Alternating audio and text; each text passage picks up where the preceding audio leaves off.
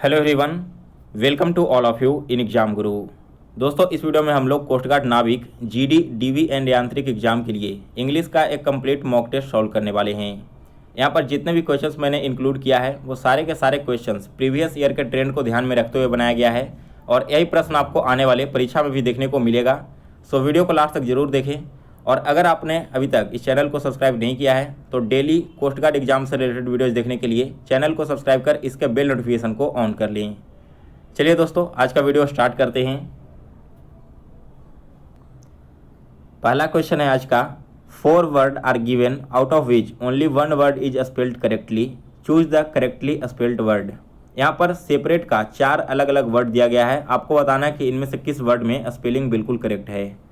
तो देखिए, option number ए जो है वो बिल्कुल करेक्ट है। सेपरेट का करेक्ट स्पेलिंग होता है SEPARATE।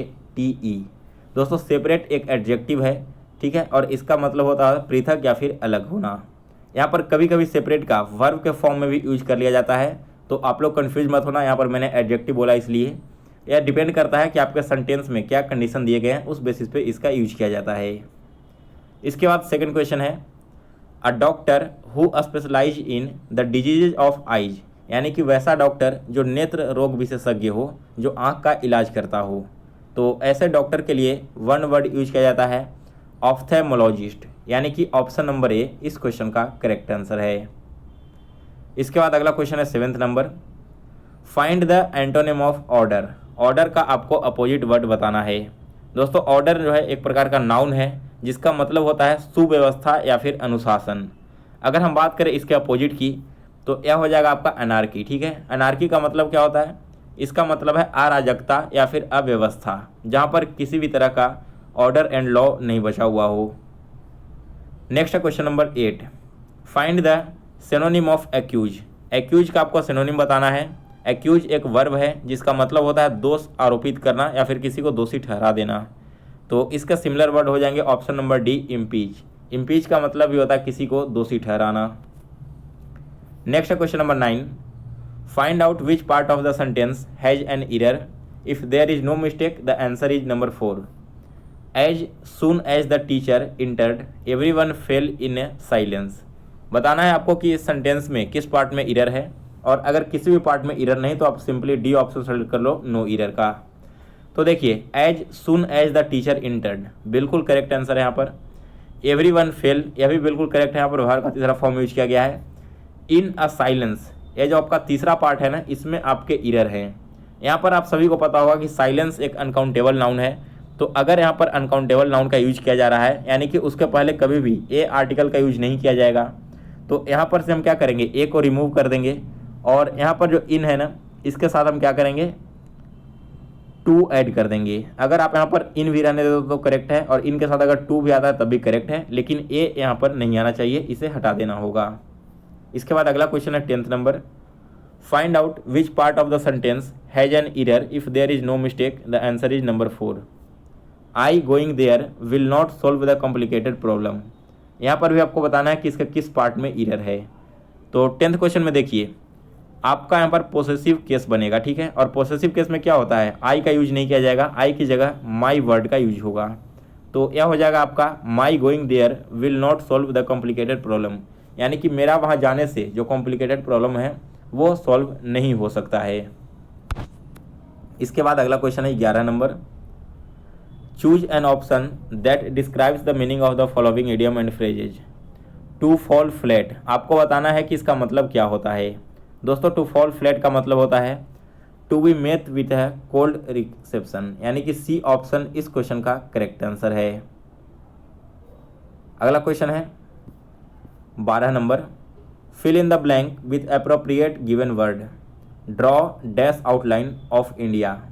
यहाँ पर देखो, आउटलाइन वर्ड को अगर आप ध्यान से पढ़ोगे तो इसमें जो प्रोनाउंसिएशन है ना, वो आपका वोवेल साउंड का हो रहा है, और आगे आपका लगा हुआ भी वोवेल ही है, तो हम इसके पहले एन आर्टिकल का यूज करेंगे। तो 12th क्वेश्चन में option number B correct answer है। अगला क्वेश्चन इसके बाद है 13 नंबर, fill in the blank with appropriate given option, Ram is dash dishonest man. तो यहाँ पर देखो, अगर आप डिसऑनेस्ट को प्रोनाउंसिएट करोगे तो आपको कॉन्सोनेंट का साउंड पता चलेगा, डी से निकल रहा है, और डी अपने आप में भी क्या है, कॉन्सोनेंट ही है। तो इसके पहले में हम यूज करेंगे ए आर्टिकल का, Ram is a dishonest man. इसके बाद नेक्स्ट है question number 14, choose the most suitable preposition. यहाँ पर आपको प्रीपोजिशन फिल करना है। Fortune continued to a smile dash me. 14th question में दोस्तों यूज किया जाएगा एट का, ठीक है। Fortune continued to a smile at me, यहाँ पर इस तरह के सेंटेंस में एट प्रीपोजिशन का यूज किया जाता है। अगला क्वेश्चन है 15 नंबर, choose the most suitable preposition. He will inquire dash the matter. यहाँ पर देखो किसी मैटर के बारे में इंक्वायरी करने की बात की जा रही है, यानी कि मैटर के बारे में उसमें डिटेल्ड हमें पता करना होगा। तो इस कंडीशन में हम इनटू का यूज करते हैं यहाँ पर, ठीक है। इसलिए सी ऑप्शन करेक्ट आंसर है। He will inquire into the matter, यानी कि वो मैटर जो है उसमें पूरा इंक्वायरी करेगा, उसकी जांच पड़ताल करेगा। इसके बाद अगला क्वेश्चन है 16 नंबर, find out the incorrect part of the following sentence. The real important things of our life is our livelihood which discriminates us from animals. यहाँ पर आपको बताना है कि इसके किस पार्ट में एरर है। देखिए पहला जो है ना यहाँ पर sentence, the real important thing, यह बिल्कुल गलत है। इसकी जगह क्या होगा, इसके जगह होना चाहिए आपका द मोस्ट इंपॉर्टेंट थिंग, क्योंकि यहाँ पर इंपॉर्टेंट के पहले में आपका अगर मॉडल यूज किया जा रहा है तो मोस्ट का यूज किया जाएगा, ना कि यहाँ पर रियल का यूज किया जाएगा। तो ए पार्ट में आप यहाँ पर रियल को मोस्ट से रिप्लेस कर दो, आपका 16th क्वेश्चन बिल्कुल करेक्ट होगा। आफ्टर देन यहाँ पर क्वेश्चन नंबर 17 है, in the following question identify the correct sentences. 4 sentence दिए गए हैं, आपको बताना है कि इनमें से कौन सा सेंटेंस बिल्कुल करेक्ट फॉर्म में है। तो 17th क्वेश्चन में देखो, अगर आप ध्यान दोगे, she is very genuine person, यह बिल्कुल करेक्ट है। बाकी इसके अलावा फर्स्ट, सेकंड और थर्ड तीनों ऑप्शन आपके गलत यहाँ पर दिए गए हैं, इसलिए डी ऑप्शन करेक्ट आंसर है, ओनली 4th सेंटेंस। अगला क्वेश्चन इसके बाद 18 नंबर, given below are 4 sentences there of which are jumbled, pick the option that gives the correct order. यहाँ पर आपको सेंटेंस को ऑर्डर वे में अरेंज करना है। तो सबसे पहले आप अरेंज करोगे तो देखो क्या है, नीचे आपका पार्ट है और ये आपका एक पार्ट है।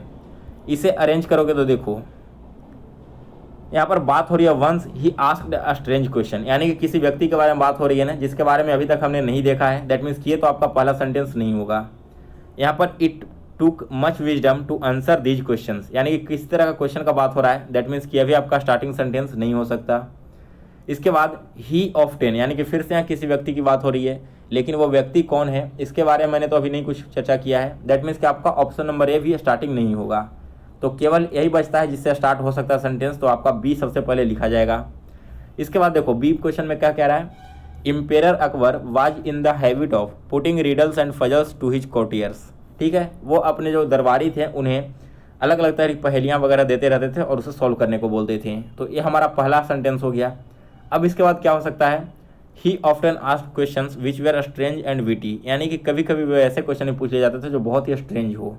तो एक के साथ दूसरा को रिलेट करना है इस प्रकार से, बी और ए। अब बी ए के बाद क्या होगा, अब अगला आएगा it took much wisdom to answer these questions, यानी कि अलग अलग तरह के उन्होंने सवाल पूछे अजीबो गरीब। अब जो इसके साथ कनेक्ट होने वाला सेंटेंस हो सकता है वो है कि इन क्वेश्चंस का जवाब देना बहुत ही मुश्किल काम था। और लास्ट में हम क्या करेंगे, once he asked a strange question that confused everyone, C को सबसे लास्ट में लिख देंगे। तो आपका करेक्ट ऑर्डर है B A D C, option number A इस क्वेश्चन का करेक्ट आंसर है। 19 नंबर क्वेश्चन है, in these questions the sentences have been given in active passive voice, from the given alternatives choose the one which expresses the given sentence in passive active voice. India is evolving a new plan to control her population. यहाँ पर आपका जो question है ना वो दिया गया है प्रेजेंट कंटिन्यूअस टेंस में, ठीक है। तो अगर आप इसका वॉइस चेंज करोगे तो वॉइस चेंज करने के बाद क्या हो जाएगा, यह हो जाएगा आपका a new plan is being evolve by India to control her population. यहाँ पर क्या होगा, न्यू प्लान जो आपका ऑब्जेक्ट था वो सबसे पहले चलाएगा सब्जेक्ट के रूप में। और आपको पता होगा कि जब भी कंटिन्यूअस टेंस का सेंटेंस दिया रहता है, चाहे वो प्रेजेंट में हो या फिर पास्ट में हो, इससे फ़र्क नहीं पड़ता, आपको हमेशा से विंग वर्ड का यूज करके वॉइस बनाना होता है। तो अगर आप देखोगे तो आपका डी ऑप्शन करेक्ट आंसर है, a new plan is being developed, sorry यहाँ पर इवॉल्व था, evolve by India to control her population. इसके बाद अगला क्वेश्चन है, choose the most appropriate option to change the narration. Direct से इनडायरेक्ट में आपको कन्वर्ट करना है। She said Deepak slipped when he was trying to skate, यानी कि दीपक फिसल गया जब वो स्केटिंग करने की कोशिश कर रहा था। तो अगर आप यहाँ पर इसे चेंज करोगे डायरेक्ट से इनडायरेक्ट में, तब सबसे पहले तो इन्वर्टेड कॉमा के इधर वाला जो पार्ट है ना, यहाँ पर क्या होगा, दैट का यूज किया जाएगा इन्वर्टेड कॉमा को हटाकर। And after then slipped verb का तीसरा फॉर्म है, तो अगर हम डायरेक्ट से इनडायरेक्ट में चेंज करेंगे तो यह आपका हैड स्लिप्ड हो जाएगा, यानी कि पास्ट परफेक्ट टेंस हो जाएगा। तो इसका अगर आप डायरेक्ट से इनडायरेक्ट करोगे तो होगा she said that Deepak had slipped when he was trying to skate, यानी कि डी ऑप्शन इसका करेक्ट आंसर है। दोस्तों आपके कोस्ट गार्ड नाविक एग्जाम में इंग्लिश के टोटल 15 क्वेश्चंस आते हैं, जिनका सॉल्यूशन मैंने आपको इस वीडियो में करवा दिया। इसी तरह के डेली बेसिस पे मैं आप लोगों के लिए जीके एंड इंग्लिश की क्लासेस लेकर आ रहा हूं। तो आप सभी से रिक्वेस्ट है, अगर आपने अभी तक चैनल को सब्सक्राइब नहीं किया है तो इसे ज़रूर सब्सक्राइब कर लें और इसके बेल नोटिफिकेशन को भी ऑन कर लें। साथ में दोस्तों अगर आप इन सारे क्वेश्चंस का PDF डाउनलोड करना चाहते हैं तो PDF आपको हमारे टेलीग्राम ग्रुप में मिल जाएगा। टेलीग्राम ग्रुप का लिंक डिस्क्रिप्शन बॉक्स में दिया गया है। मिलते हैं दोस्तों फिर से नेक्स्ट वीडियो में। आप सभी लोग कमेंट करके बता देना कि आपको अगला वीडियो कौन से टॉपिक पर चाहिए, और यह वीडियो पसंद आया हो तो इसे लाइक करें और ज़्यादा से ज़्यादा लोगों तक शेयर करें।